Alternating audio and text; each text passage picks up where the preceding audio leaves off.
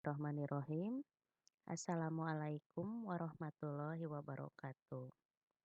Tepang deui sareng Ibu dina pangajaran basa Sunda kelas 8. Kanggo materi dinten ayeuna nyaeta ngeunaan teks deskripsi Kampung Adat Sunda. Kompetensi dasar 3.2 mengidentifikasi isi teks deskripsi tentang Kampung Adat Sunda dengan memperhatikan fungsi sosial, struktur teks, dan unsur kebahasaan yang benar dan sesuai konteks.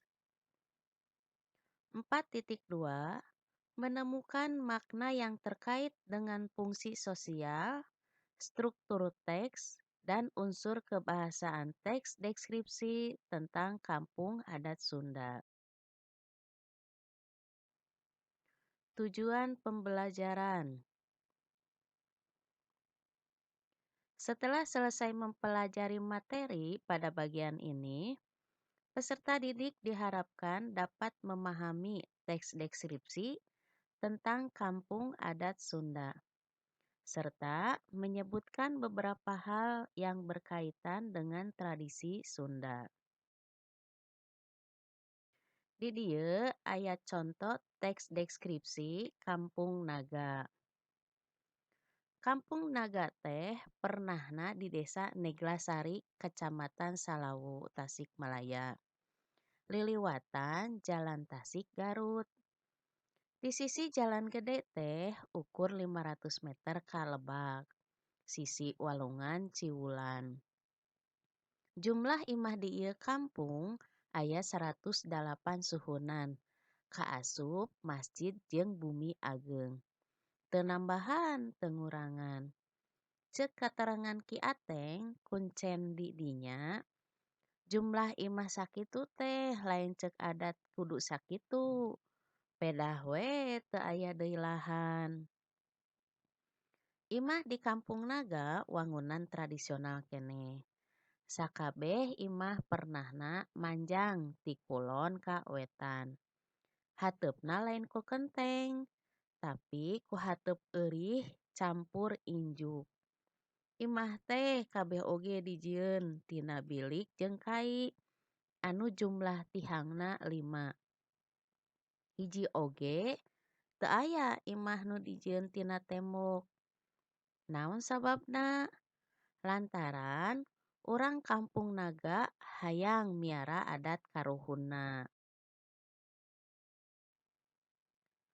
Poe anu diagungkeun masyarakat Kampung Naga teh diantarana poe Salasa, Rebo, jeung Sabtu. Dina poe-poe eta masyarakat Kampung Naga dilarang pikeun nyaritakeun asal-usul sajarah Kampung Naga. Dina bulan Sapar dilarang ngalaksanakeun upacara adat atawa jaroh. Salian titukuh kana adat, urang Kampung Naga pohara ngutamakeunana kana kasehatan. Upamana wangunan imah nyangirah ti wetan ka kulon. Maksudna keur ngajaga kasehatan nuturkeun perjalanan panon poe. Mun isuk-isuk bakal nampak hawa bersih. Kitu deui di Kampung Naga, urang moal manggihan jamban atawa pacilingan di jero atawa di gigireun imah. Pamandian jeung pacilingan teh dijieunna di walungan. Lantaran cenah imah kudu jauh tina kokotor. Pikeun ngajaga alam sabudeureunana, di Kampung Naga oge aya nu disebut leuweung larangan. Ieu leuweung pernahna ditonggoheun walungan Ciwulan. Legana ulasan hektar. Leuweungna dijaga tur diriksa ku sararea, ngarah henteu ruksak. Maksudna minangka sumber cai. Lamun leuweung dipiara, sumber cai moal saat, sarta dina usum hujan moal banjir. Nincak kana pedaran. Hidup tadi tos maca sempalan ngeunaan kampung adat Sunda, nyaeta Kampung Naga. Naon cenah disebut karangan deskripsi teh? Nyaeta karangan anu ngagambarkeun hiji hal. Dina teks tadi judulna Kampung Naga anu ngagambarkeun salah sahijina kampung adat Sunda nu aya pernahna di Desa Neglasari, Kacamatan Salawu, Tasikmalaya. Kampung adat teh nyaeta kampung nu masih keneh pengkuh nyekelan adat jeung pengkuh kana karukunan masyarakatna. Bisa katembong dina kahirupan sapopoe di masyarakat jeung aya sawatara upacara adat nu masih keneh dilaksanakan.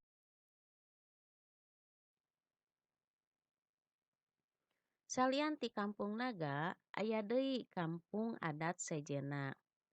Contona, Kampung Pulo jeung Kampung Dukuh nu pernahna di Garut. Aya deui nu sanesna nyaeta Kampung Kuta nu pernahna di Kabupaten Ciamis sarta aya Kampung Cireunde di Kota Cimahi. Di daerah Sukabumi aya Kampung Kasepuhan Ciptagelar. Kabupaten Bandung ge miboga kampung adat nyaeta Kampung Mahmud, Kampung Arjasari, jeung Kampung Cikondang. Keur daerah Bogor sabudeureunana aya oge Kampung Urug jeung Kampung Sindang Barat. Handap parantos ngadangukeun atanapi maca ngeunaan conto teks deskripsi anu ku ibu tadi tos disebutkeun. Ayeuna kanggo salajengna nyaeta rupa-rupa wangunan suhunan imah adat Sunda.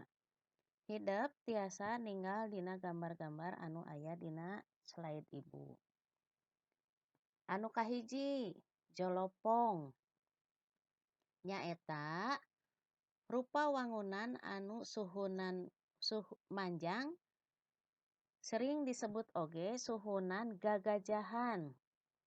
Suhunan jolopong dianggo atawa digunakeun oge di Kampung Pulo Garut. Sedengkeun nu kadua nyaeta parahu kumureb.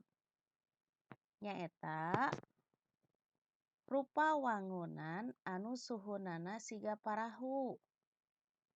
Anu nangkub suhunana persis siga parahu nangkub atawa kumureb.